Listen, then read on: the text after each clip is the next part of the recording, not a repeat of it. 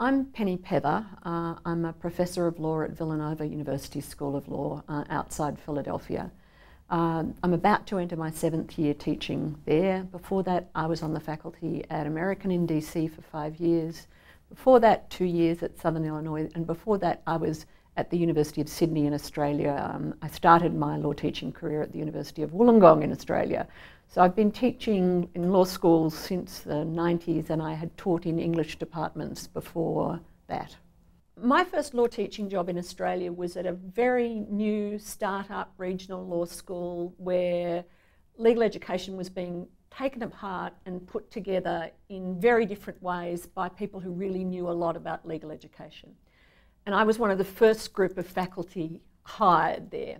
And I remember the dean getting us all in and saying to us, I do not want any of you putting yourself in a position where you let students push you into the position of being the holder of expertise in this classroom.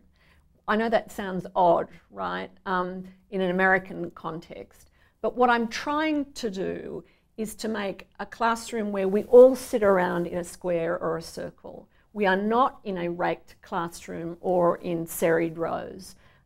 There are many speaking positions in the classroom, and it's interactive, student-centered teaching and learning.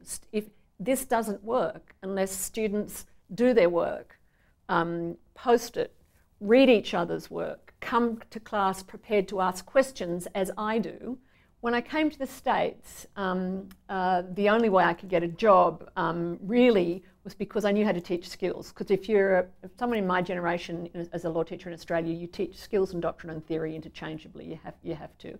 And so while I always taught some doctrine, I was teaching skills courses, foundational lawyering skills courses at two different law schools, a third tier a state school and then what became a first tier private school.